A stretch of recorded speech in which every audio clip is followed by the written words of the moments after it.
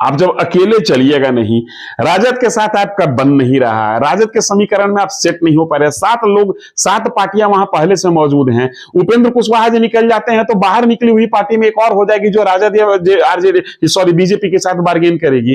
तो अब तो बार्गेनिंग कैपेसिटी भी कमता हुआ दिख रहा है। यह है मुकेश सहनी का सहारा कौन बनेगा?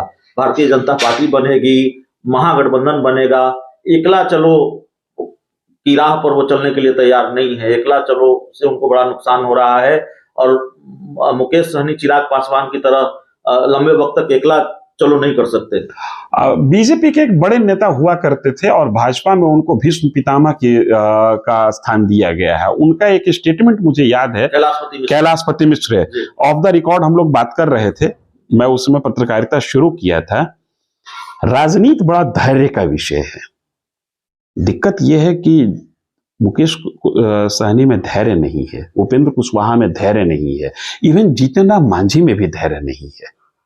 आप कहीं जाते हैं तुरंत गए, तुरंत मिल जाए, तुरंत हम मुख्यमंत्री बन जाए, तुरंत प्रधानमंत्री बन जाए, ऐसे कैसे हो सकता है? आप देखिए, जो व्यक्ति आज देश का प्रधानमंत्री बना हुआ है उसकी वो तस्वीर भी निकल कर आती है जिसमें वो भाजपा ऑफिस में झाड़ू लगा रहा है, और उसकी वो तस्वीर भी आज निकल के आ रही है जहां पर अमेरिका का प्रेसिडेंट इस बात के लिए वेट करता है कि नरेंद्र मोदी मेरी तरफ दिखे तो हम अभिवादन करें।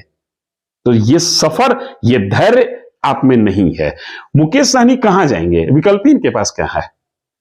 आप जब अकेले चलिएगा नहीं, राजद के साथ आपका बन नहीं रहा है, राजद के समीकरण में आप सेट नहीं हो पा रहे, 7 लोग 7 पार्टियां वहां पहले से मौजूद हैं। उपेंद्र कुशवाहा जी निकल जाते हैं तो बाहर निकली हुई पार्टी में एक और हो जाएगी जो राजद या आरजेडी सॉरी बीजेपी के साथ बार्गेन करेगी। तो अब तो बार्गेनिंग कैपेसिटी भी कमता हुआ दिख रहा है। कुर्दी विधानसभा उपचुनाव ने मुकेश सहनी को एकदम परत दर परत खोल के रख दिया। आपकी क्या कैपेसिटी है? आपका स्लोगन था सन ऑफ मल्लाह, वहां पर मल्लाहों का वोट 25-30 हजार के आसपास है, और मल्लाह वो जाति नहीं है जो गांव छोड़ दी है। मल्लाह के लोग अभी गांव में हैं। सवर्णों वाली स्थिति मल्लाह में नहीं है कि एक लड़का घर में रह रहा है और बाकी लोग दिल्ली बॉम्बे चले गए हैं नौकरी करने के लिए। मल्लाह लोग घर में हैं। उसके बावजूद आपने एक समीकरण के तहत उम्मीदवार उतारा जिसमें एक भूमिहार व्यक्ति लड़के को आपने उम्मीदवार बनाया जिसके पास पॉलिटिकल लीगेसी थी। इसके बावजूद आप 10,000 पर हाफ गए। आपको तो अब इस बात का आंसर करना होगा कि आपके पास सन ऑफ मल्लाह का बार्गेनिंग पावर रहा या नहीं रहा। आप ये साबित करते करते आपकी बार्गेनिंग क्षमता कम जाएगी। बाय द वे, मेरे पास जो ऑफ द रिकॉर्ड जानकारी है उस जानकारी के मुताबिक मुकेश सहनी बीजेपी में जा रहे हैं। बीजेपी के शीर्ष नेतृत्व से इनकी बातचीत हो रही है, संख्या पर भी बातचीत आ गई है। कितना इनको मिलता है ये तो मुकद्दर की बात है। पिछली बार तो बीजेपी ने इनको बहुत दिया था, लेकिन उसके बावजूद इनके पास कुछ नहीं रहा। आज ये शून्य पर आउट हो गए हैं, खुद भी ये चुनाव हार गए थे, लेकिन बीजेपी को छोड़कर इनके पास दूसरा कोई आसरा नहीं। और समय रहते उपेंद्र कुशवाहा निकल गए जेडीयू से, तो इनकी बार्गेनिंग क्षमता और कमजोर होगी। चूंकि रोटी तो 243 ही है ना, उसमें उपेंद्र कुशवाहा का भी शेयर चाहिए, मांझी जी भी फड़फड़ा रहे हैं, उनका भी शेयर चाहिए, और मुकेश सहनी भी जाएंगे। तो उपेंद्र कुशवाहा जीतन भी जाएंगे, लूर लक्षण वैसा दिख रहा है।